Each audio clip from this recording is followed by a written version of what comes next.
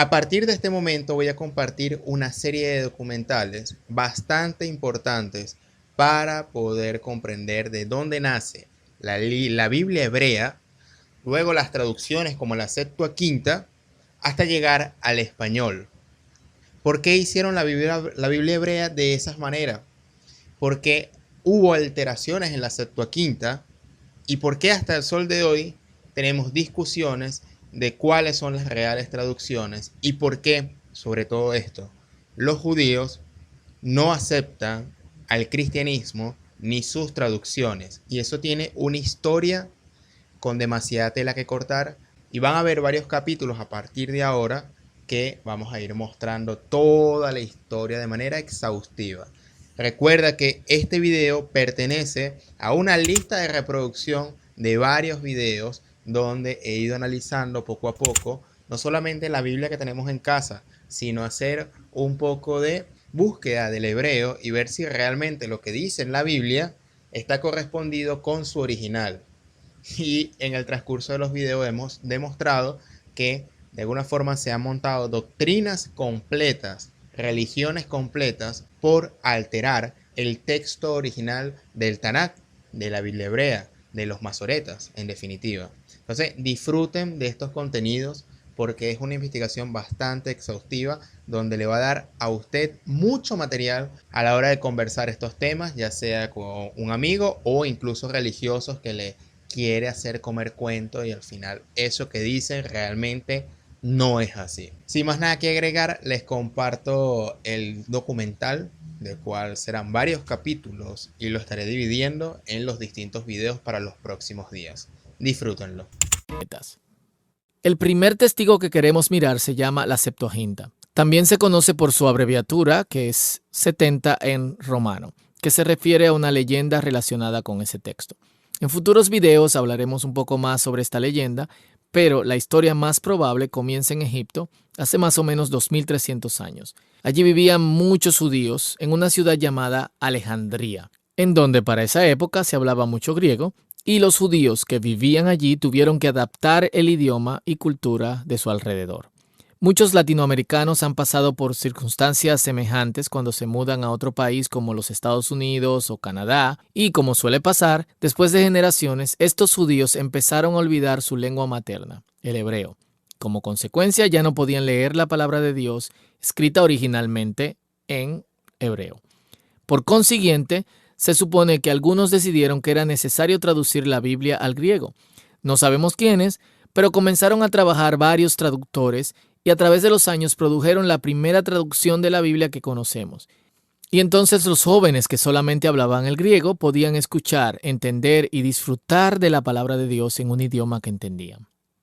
Así que ya conocemos el trasfondo del primer testigo, la Septuaginta. El segundo testigo se descubrió en el siglo XX y tiene una edad de 2150 años.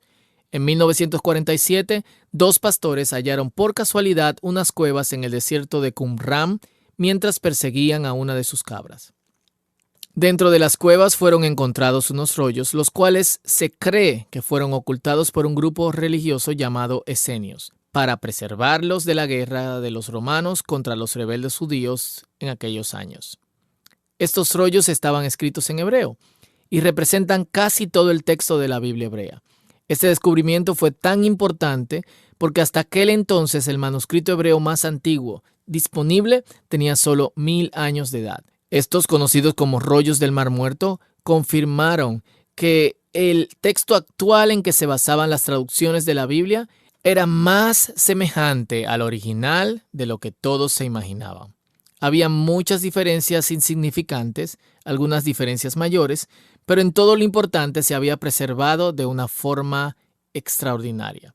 El tercer testigo que queremos mirar viene del trabajo de un hombre llamado Jerónimo. En el IV siglo después de Cristo, el Papa Dámaso pidió a Jerónimo que corrigiera la antigua versión latina de la Biblia. Esta traducción antigua se había basado en el texto de la Septuaginta y por consiguiente era una traducción de una traducción. Y el Papa quería una versión que se basaba en el texto original, hebreo. Jerónimo se mudó a Belén y allí pasó varios años.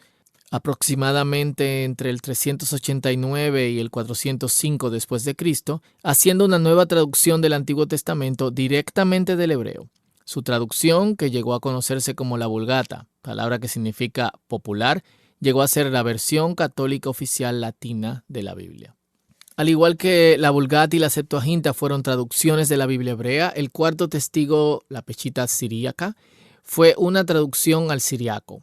Hace más o menos 1700 años, los cristianos de Siria deseaban su propia traducción de la Biblia y produjeron lo que llamamos hoy la Peshitta. Es un testigo importante en la historia de la transmisión del texto bíblico, pero desafortunadamente no se sabe mucho más de los detalles acerca de su origen. En esta historia entra otro testigo, esta vez de Babilonia.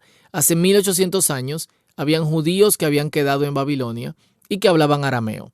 Para preservar la palabra de Dios en una forma que pudiesen entender, produjeron diferentes traducciones perifrásticas o interpretaciones en arameo. Estos llevan el nombre de Targumes hoy en día. El nombre Targum significa interpretación. Un ejemplo de la libertad que tomaron los autores de los Targumes puede verse en el Targum de Jonatán en Jeremías 10:11. Este pasaje solo tiene 10 palabras en el original, pero en el Targum hay 57 palabras. Aunque son interpretaciones, los autores estaban mirando manuscritos hebreos muy antiguos y nos da evidencia importante para llegar al texto original. El testigo más conocido es el texto masorético. Hace más de 1000 años, un grupo de hebreos piadosos sintieron la carga de preservar el texto de su Biblia con más cuidado y exactitud. Así que desarrollaron un sistema de copiar y marcar la pronunciación histórica de las palabras para que no se perdieran en las generaciones futuras. Estos escribas, con esta disciplina, llegaron a conocerse como los masoretas. Los masoretas inventaron un sistema de vocalización para el texto hebreo, que hasta ese momento se escribía sin vocales, y establecieron reglas para la transmisión fiel del texto bíblico tal como existía en su tiempo. El resultado fueron manuscritos sorprendentemente fieles y de calidad superior. La mayoría de las traducciones antiguas, como la Reina Valera, se basaban en este testigo, llamado el texto masorético. El manuscrito más completo que sobrevivió de los masoretas fue el texto Leningradensis, que tiene una edad de 1100 años. Se llama Leningradensis porque se ha guardado en la ciudad de Leningrado, en Rusia, desde 1863. El tomo que contiene este texto es conocido como la Biblia hebraica stuttgartensia. El último testigo en este grupo se llama el Pentateuco samaritano, que representa solamente los primeros 5 libros del Antiguo Testamento. Según la tradición samaritana, los samaritanos representan el verdadero Israel del que otros se separaron. Asimismo, la tradición samaritana sostiene que el Pentateuco samaritano es la versión genuina de la Torá, fielmente preservada a través de los siglos por los samaritanos y que se remonta a Abisúa, bisnieto de Aarón, hermano de Moisés. El Pentateuco samaritano está escrito en el idioma hebreo, pero con el alfabeto samaritano. Este alfabeto difiere del alfabeto hebreo y fue la forma en general usada antes del cautiverio de Babilonia. El manuscrito más antiguo que tenemos hoy en día data del siglo XIV después de Cristo. Así que, en resumen, los testigos principales de la Biblia hebrea, conocida por muchos como el Antiguo Testamento, son estos. Primero, la Septuaginta. Es una traducción muy antigua. Segundo, los rollos del Mar Muerto, escritos en hebreo, también antiguo. Tercero, la Vulgata, una traducción. Cuarto, la Peshitta, que también es una traducción. Quinto, los Targumes, que son interpretación. Sexto, el texto masorético, escrito en hebreo, 1000 años más joven que los rollos del Mar Muerto. Séptimo, el Pentateuco samaritano, escrito en hebreo con un alfabeto distinto. Tal vez te puedes preguntar, ¿cuál es más fuerte o confiable? La respuesta no es tan sencilla, sino que tenemos que tomar en cuenta todos los testigos para llegar a entender qué fue lo que escribieron los autores originales. La disciplina de pesar y analizar la evidencia de cada testigo se llama crítica textual. Es una ciencia parecida a lo que hacen los detectives considerando la evidencia disponible para alcanzar la verdad de lo que pasó. Cada copia de manuscrito inevitablemente contiene errores. Hay miles de diferencias entre los testigos mencionados aquí, pero esto no debería espantar a los que creen en la Biblia. Al contrario, cuando miramos los errores o diferencias, la gran mayoría son insignificantes y porque tenemos tantos testigos, los estudiosos pueden intentar reconstruir lo que escribieron los autores originales. Además, las pequeñas diferencias que hay entre los manuscritos no afectan ninguna doctrina del judaísmo o del cristianismo. Un ejemplo de nuestra vida cotidiana son los mensajes que mandamos por teléfono. Siempre estamos mandando y recibiendo mensajes manchados con errores tipográficos. Por ejemplo, voy a la tienda esta tarde. Este mensaje tiene dos errores obvios. Voy tenía que ser voy y tarde. Pero no nos preocupan mensajes así porque sabemos que todos nos entienden, a pesar de los errores. Son errores insignificantes. Todo se puede entender por el contexto y con un poco de lógica. De la misma forma, vemos que muchos de los errores cometidos por copistas de la Biblia a través de los siglos son insignificantes. Con un poco de trabajo, lógica y comparación de los testigos, podemos entender lo que decía el original. Una vez enseñé este concepto a niños pequeños en la escuela dominical. El primer día todos fingieron ser escribas. Teníamos 2 equipos. Cada equipo empezó con una persona que copiaba Isaías 33 del 2 al 6. Cuando esa persona terminaba, la siguiente persona de cada equipo copiaba lo que acababa de copiar. Y así siguieron turnándose para copiar lo que había copiado la persona que tenían delante. Todos cometieron errores en la transmisión del texto. Aunque fue un experimento simple y en inglés, todavía se puede ver en las imágenes qué tipo de errores cometieron. Luego esperé una semana para que se olvidaran de todo sobre el versículo que habían copiado. También estaba en inglés antiguo, que les costaba recordar. Y luego, cuando regresaron, le di a cada equipo los manuscritos que el otro equipo había trabajado en copiar. Y les dije, ahora ustedes son detectives. Tienen que trabajar juntos para ver a todos los testigos de manuscritos y averiguar lo que decía el manuscrito original. Y créanlo o no, los niños pudieron descubrir lo que decía el original al mirar toda la evidencia manuscrita que les di. ¿Por qué fue esto posible para los niños? Porque la mayoría de los niños no cometieron los mismos errores. Y la mayoría de los errores fueron fáciles de explicar con un poco de lógica. Entonces, mi punto es que si estos niños pudieron resolver esto, entonces podemos confiar en que los eruditos bíblicos capacitados pueden hacer un buen trabajo al descubrir cuál era el texto original de la Biblia a partir de toda la evidencia que tenemos a lo largo de los siglos. Al mismo tiempo, no es nuestra intención simplificar demasiado los retos que hay en este trabajo. Hay varias diferencias que nadie ha podido resolver y se complica todavía más por las diferencias en las lenguas de los testigos. Otro factor desafiante es que estamos tratando con lenguas muertas y muy antiguas, y a veces simplemente no entendemos lo que quieren decir algunos textos. Reconstruir el texto original de la Biblia muchas veces no es pan comido.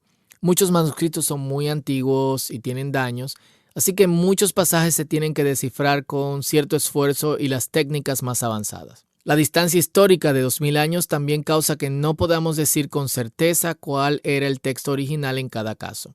Así que es importante ser honestos sobre este tema, que a la vez muchas variantes textuales son insignificantes y varias son extremadamente difíciles de solucionar o entender. En este momento, vale la pena pensar teológicamente en la transmisión textual. A lo largo de los siglos se ha visto la existencia de variantes textuales como un peligro o un argumento en contra de la noción de la naturaleza divina de las Escrituras. Las personas que ven variantes en el texto como un peligro han surgido con una variedad de soluciones y muchas veces terminan diciendo que la iglesia tiene más autoridad que la palabra. Otros, con una actitud más despectiva hacia cualquier noción de inspiración divina, dicen que las palabras de la Escritura no pueden haber sido completamente inspiradas sin estar completamente preservadas. Su argumento va así: si Dios realmente inspiró el Antiguo Testamento, también habría preservado cada palabra y detalle con exactitud.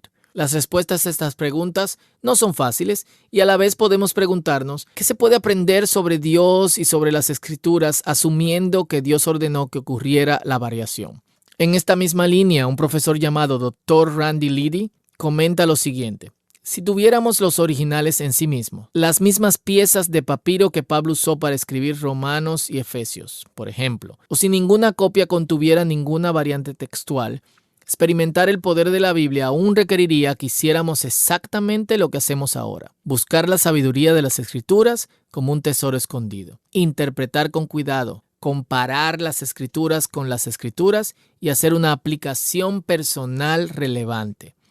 Mis propias debilidades como lector me exponen a malentendidos mucho más importantes que las diferencias entre los manuscritos, por lo que con mucho, los mayores problemas que Dios debe superar para poder hablar conmigo están dentro de mí, no dentro del proceso de transmisión del texto. También dice: el patrón que Dios ha ordenado es que la perfección prístina es una propiedad del próximo mundo, no de este. Así que solo necesito ajustar mis expectativas a esa realidad. Las imperfecciones textuales que generan tanta angustia y controversia están dentro de un rango fácilmente tolerable. Otro erudito que estudia manuscritos antiguos dice lo siguiente: cualquiera que estudie los idiomas originales de la Biblia o que piense profundamente en el significado del texto, llegará una y otra vez a la conclusión de que Dios no nos ha dado un conocimiento exhaustivo. Tenemos conocimiento suficiente, pero queda una gran cantidad de cosas que no conocemos. Nos gustaría saber más sobre el contexto histórico de las Escrituras, sobre la función gramatical exacta de ciertas construcciones y sobre la cualidad semántica específica de expresiones inusuales, y mucho más. Esperar que Dios permita que existan estos límites en cualquier área del estudio de las Escrituras, pero no en nuestro conocimiento del texto original, parece inconsistente. Dios no realiza un milagro especial para eliminar todo error de lectura y comprensión de su palabra, y tampoco lo ha hecho para la transmisión de las Escrituras. Tomando todo esto en cuenta, podemos humildemente reconocer nuestros límites y la forma que Dios ha escogido para transmitir su palabra a través de los siglos. Y a la vez, podemos estar agradecidos por el nivel de confianza que sí podemos tener en la Biblia, a pesar de los desafíos que enfrentan los eruditos y traductores que elaboran para presentarnos el texto más fiel posible. Ahora tenemos una idea general de cómo nos llegó la Biblia. En el